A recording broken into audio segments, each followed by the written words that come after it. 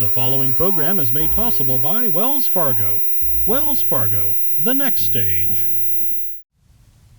She has a hand in nearly every financial issue facing California, and she makes sure the state's bills get paid. California State Controller Betty Yee is here to talk about everything from the state's pension crisis to climate change. The game is finances. The game is on.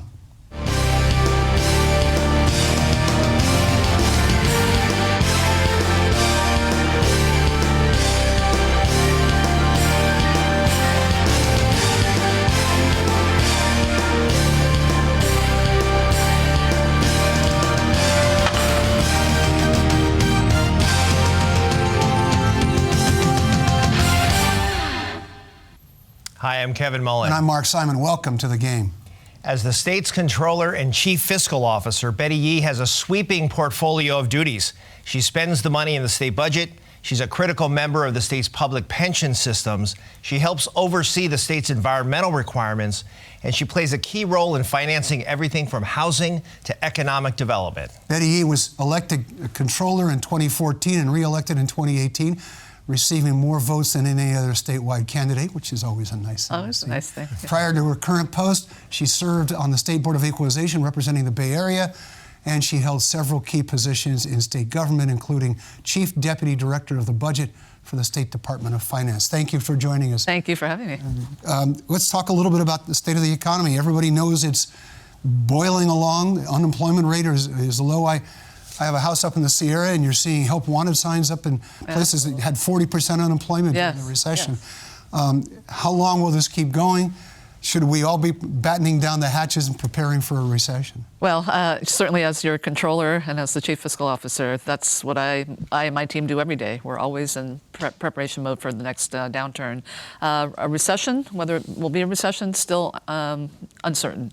Certainly things are expected to slow the year after next. And we've been in this unprecedented recovery well into a decade now. And California obviously leading the rest of the nation in job growth. 3.2 million jobs created right here in California since the recovery. So at some point, things are going to slow. We're seeing some signs of that now. But I would say that whether it's a recession or not is still a question. Well, and that's, economists hate the word recession because it tends to drive public attitude toward a recession. Yeah.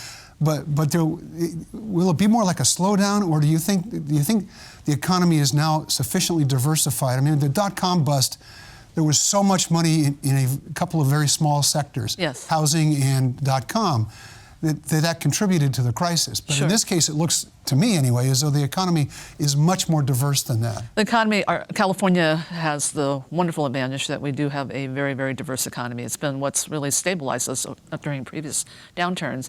What I will say about this time around is that even though we've had robust job growth, you look at where the gains have been.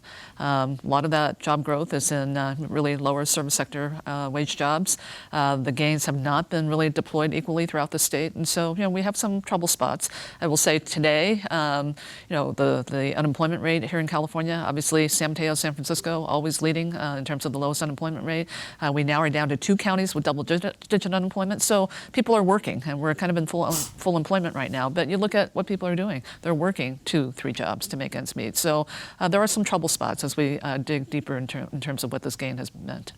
So I wanted to ask you about the state budget itself. So there's a... You're not going to take credit for passing a single-handed. No. Right? The congratulations on an on-time budget and a... But ninth on-time balanced budget in a row, and a rainy day fund that's being built up. But I know that you have been focused on sort of the volatility of our overall tax structure. Yes. So we're doing lots of things to prepare for the recession, building our reserves and so forth. But do we need to be looking at something more fundamental underlying that budget and the way we do revenues in the state of California? Talk to me, if you can, about tax reform, and if this governor, with your leadership as well, might really embrace some kind of fundamental shift in the way we do budgeting taxes in California. Well, I think it's really reform on both sides. So obviously the spending, the discipline that you and your colleagues, and certainly beginning with former Governor Jerry Brown, has exercised. Historic reserve levels, rainy day fund fully funded, reserve for public education going into the next fiscal year. So all of those very, very good steps to take.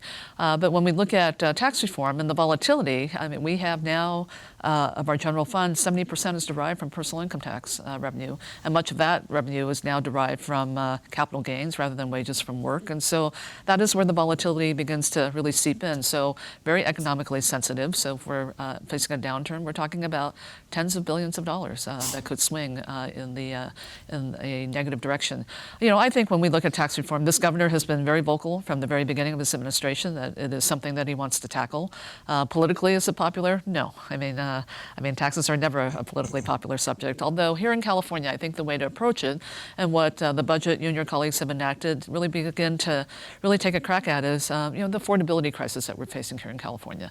When we look at tax reform, it's not a rearranging of the deck chairs in terms of, what we're going to do with the property tax, the sales tax, the personal income tax, but really what is the purpose of a tax structure? To support our economy, to support economic development, to support economic growth. And so we have to be mindful about how our economy is shifting into this next phase where a lot of talk about the gig economy, certainly legislative interests in terms of how we look at workers in that economy.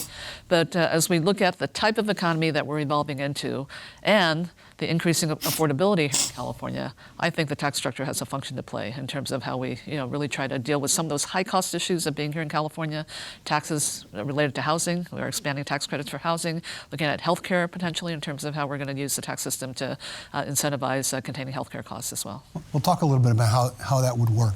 What sort of tax reform would you specifically like to see that spurs growth? Is it an affordability tax reform, some kind of way? Sure. So I would say in the area of housing. Is there a way that we use the tax structure to contain the costs of even building housing that then doesn't pass those costs on to owners or renters, down the road?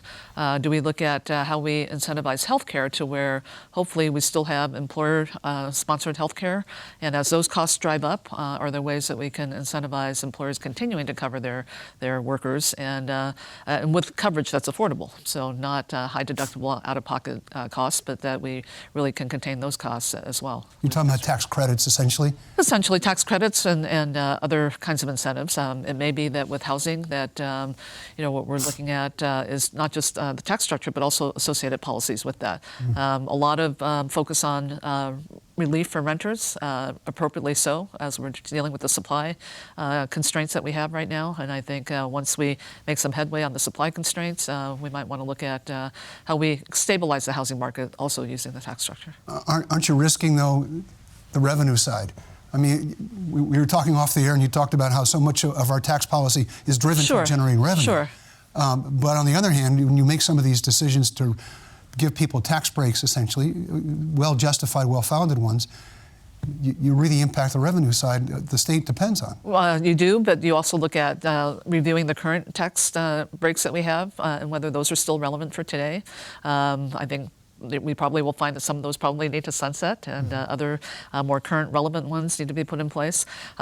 We also have, I know, a lot of interest in looking at revising Prop 13, and so that certainly should be on the table. I think all of these proposals need to be on the table, whether the sales tax should be expanded to apply to certain services.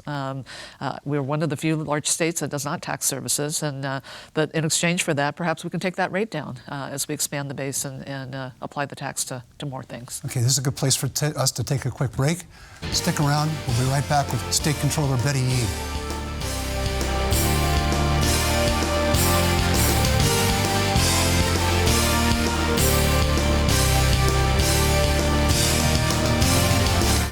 It's been over 150 years since Wells Fargo first opened for business. Since then, we've enjoyed your community support, and we're passionate about returning it.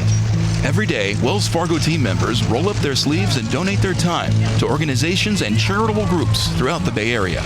Nationally, we've committed even more.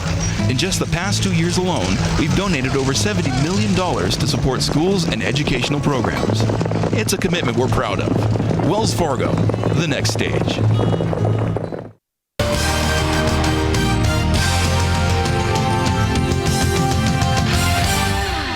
Welcome back to the game. I'm Mark Simon. He's Kevin Mullen.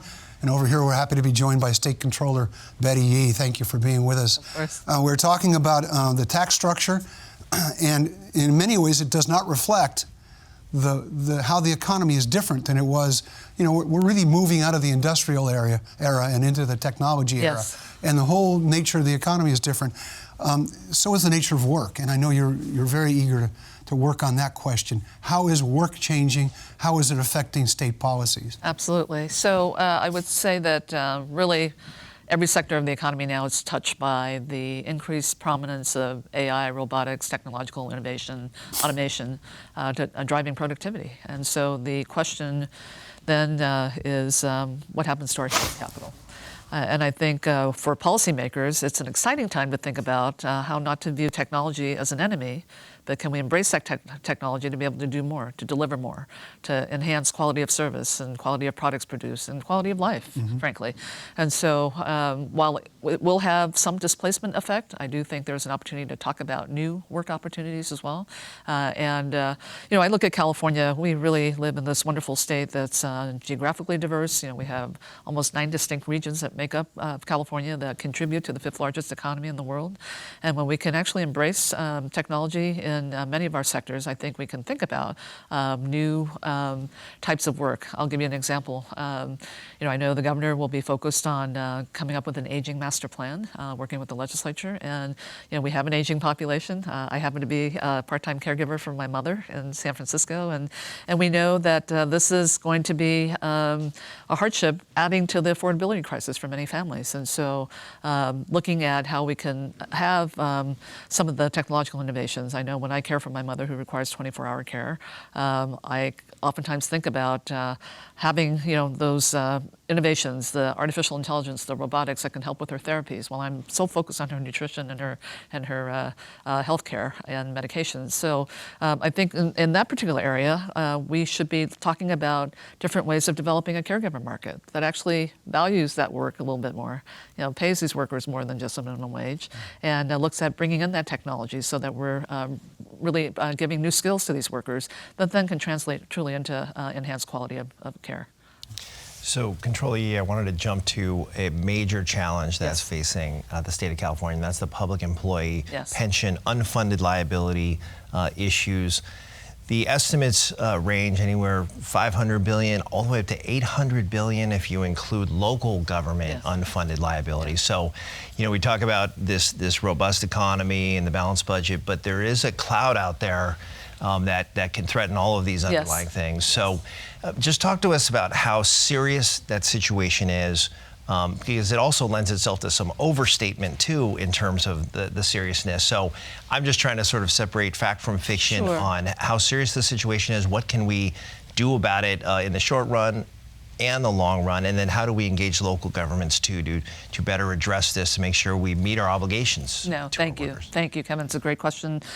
So clearly, probably the largest liabilities that the state is sitting on today are unfunded pension liabilities, and there's a reason for that. You know, CalPERS itself, the California Public Employees Retirement System, you know, lost $100 billion during the Great Recession, and so we're taking measures to be sure that we are prepared for the next downturn. Both funds have adopted, the State Teachers Retirement System as well, have adopted risk mitigation strategies so that the next downturn will be able to crawl out of a less deep hole, but really have the stability, more of the stability in our entire portfolio. We have reduced the assumed rate of returns to 7% from 7.5%, which actually creates more pressures on local employers, and I'll talk about that in a moment again. And then lastly, we shortened the amortization period from by 10 years so that these aren't going to be liabilities that hang on for long periods of time, that it really compels us to manage it in a shorter period of time. You know, reducing that assumed rate of return has created a lot of pressure on employers, school districts, and local governments. we are very aware of that. I think what we are trying to do is to look at tools that can help local governments. So those who have the ability to actually pay a little extra, we're setting up trust funds so that they can put that prepayment so that we can invest that and they can have more actually to pay towards that. We are, and I would say in terms of this context, Kevin, that we're facing really a larger retirement security crisis, not just specific to CalPERS and CalSTRS, but when you look at the entire nation and the future of Social Security, the fact that very few Americans and Californians really are able to save that much, in terms of a percentage of their wages to go towards retirement security. California also instituted under the leadership of our former Senate President Pro Tem Kevin De Leon, the Cal Savers program. So now workers who do not have employer-sponsored retirement savings plans can now invest with the state and put away money with the state. But this bodes for a larger conversation in terms of what retirement security looks like. And I think there are two ends of that equation. One is what we do relative to the current system that we are in. Be sure that I, as a fiduciary, my job is to stabilize those funds as much as possible to be able to pay out the benefits to the retirees and their beneficiaries. But at the same time, be able to not put added pressures on taxpayers. Right, and the employer share of that will be falling to taxpayers if the employers aren't able to make that payment. California, with these robust years, both Governor Brown and Governor Newsom have increased their contributions to both systems, and I think that's the right thing to do. I would encourage local governments to think more about how they do that over the course of time, and our actuarials are there to help them. But I do think that we are going to need to grapple this issue on a much broader scale with respect to what retirement security looks like for all workers.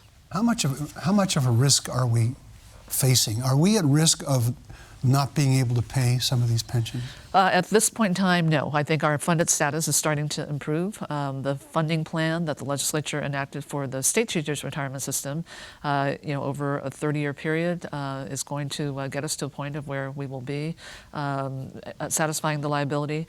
CalPERS, one thing I can say there, the largest liability with CalPERS is actually unfunded health benefits. So I think with the leadership of Governor Brown, ratified by the legislature, most of our state employees now are pre-funding for retiree health care, so it's not a pay-as-you-go when they do retire. And already we're seeing the results of that, along with greater vigilance on plan design and less utilization of the claims process. We're starting for the first year seeing that liability drop down by $5 billion. So those are the things that we have to really take into consideration and be mindful that we're not going to be expected to pay all the benefits out tomorrow. So we have a little bit of time. Do we have a lot of time? No. I mean, the fact that both funds are, less than, I think 64% funded at CalSTRS. CalPERS is just, I think, high 60s or low 70% funded. Still have a long ways to go. We're going to take another break. Stick around. We'll be right back with State Controller Betty Yee.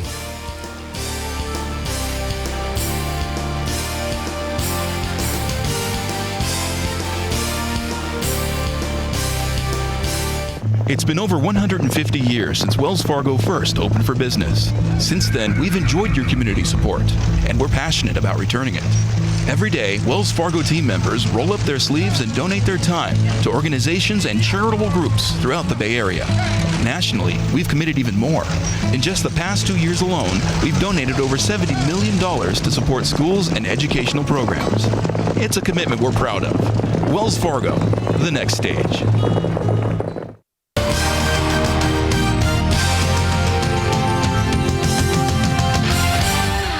Welcome back to the game. I'm Mark Simon.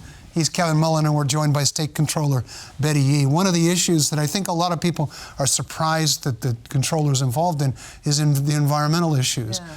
Tell us, do you think we're making the right kind of progress as a state addressing climate change? The Bay Area, as you know, has a huge number of the cities that would be underwater, yes, in 20 years if we don't do something. Yes.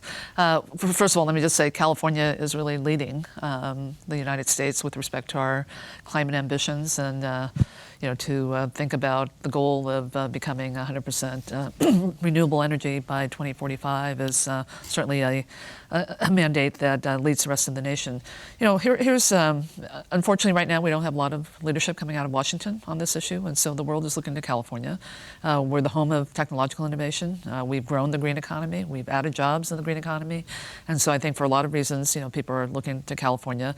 And I will just to paraphrase what Governor Brown, who was really a climate champion globally, recognized, would say is that we're not going to really move the needle a lot until we actually have this become a dinner table conversation. That as we as individual Californians have so much that we can do to reduce our carbon footprint and our individual behavior.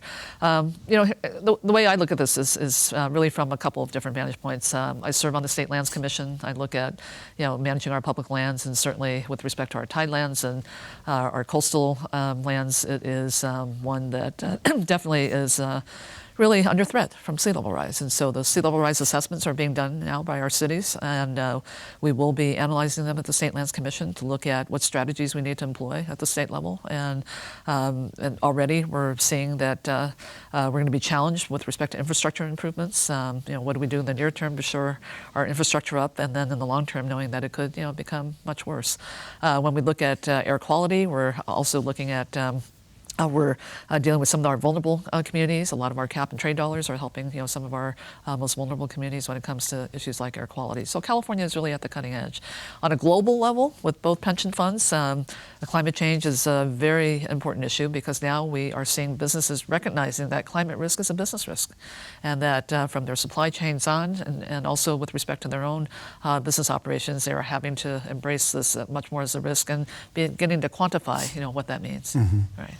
Shifting gears just a bit, yes. The Board of Equalization, yes. previously this very powerful entity administering sales tax and collections and so forth, went through a reform enacted by the legislature, but this elected body, as part of the Constitution, still exists. Yes. And by virtue of being state controller, you were the 5th member of that body. Do you think that Board of Equalization as it exists now is going to be going away? Do you think there will be a measure put before voters to change the Constitution to do that? And is that something that you would advocate for? Sure.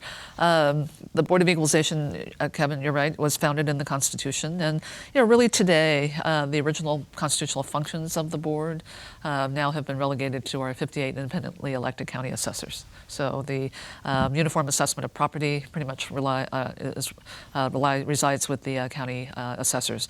ACA 2, Assembly Constitutional Amendment 2 by Assembly Member Nazarian, is a proposal to eliminate the Board of Equalization. It's a constitutional amendment that would essentially propose to look at the remaining duties being transferred to another state entity, which I think is appropriate. I think the board has really outlived its usefulness. We're the only state with an elected tax commission of this kind, and really the expertise is with the staff that can be housed anywhere in state government. I actually support ACA 2. It gives me no comfort to say that, since I served as a member of the board for well over a decade, and it used to work. It worked as being an appeals body that allowed just the small mom and pop business owner to be able to come in and make their case, and the most informal process, and one that actually did, I think, address appeals very effectively and gave everyone a fair opportunity. Today we have a separate office of tax appeals that's hearing those appeals now. Much of the duties of the former board are now in a new Department of Tax and Fee Administration. If you look at the 5 members of the board as being taxpayer advocates, well, you and I as elected officials, we're all taxpayer advocates. And so I think that coverage is there, and we're actually more accessible. I don't know that a lot of people know what the Board of Equalization is. So I think it really has outlived its time, and there have been issues with the board from previous audits. Certainly my office conducted an audit, and I think when it becomes political and you realize that there really isn't uniform application of tax laws, begins to give you pause. On the other hand, it is one of those places where people seem to use it to run for another office. They do, and I guess I'm guilty of that, right?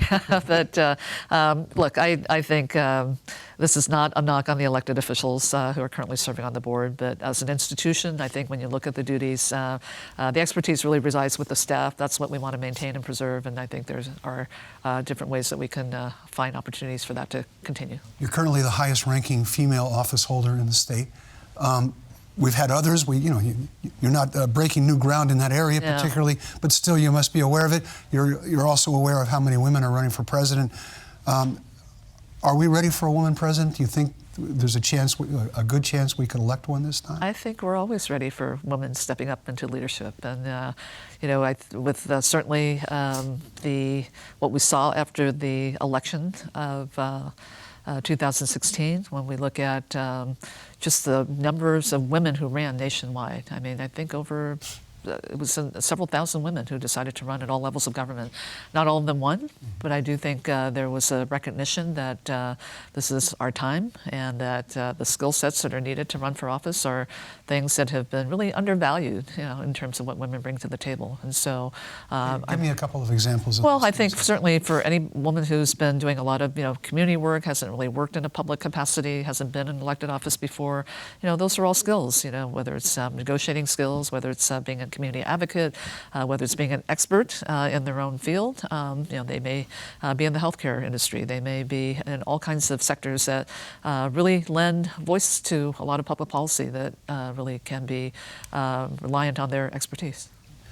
We've got just a few minutes left, less than a minute left, I'm sorry, but one of the issues I just wanted you to touch on briefly, it looks like one of the emerging blocks of voters in California is Asian voters. Yes. Is that your experience? Do you see the Asian voters playing more and more of a role in determining outcomes? I do, and it is the fastest growing population. It is definitely much more engaged now, and I think a lot of that has to do with our newer immigrants really wanting to have that foothold in their community, as compared to the generation of my parents, where they came, really were more focused on survival and creating a livelihood. And so I think this is all a good development, and I think generationally, we're evolving as well. We're seeing a lot more young Asian Pacific Islanders stepping up and running for office locally and at the state level. So I think the more that our community sees people like me and others running, it begins to give them a connection to their government, and hopefully all of the work that we do collectively as elected officials is about increasing and improving civic engagement. State Controller Betty Yee, thank you for joining us today. Thank you. Thank you. I'm Mark Simon. And I'm Kevin Mullen. Thank you for being with us, and join us next time on The Game.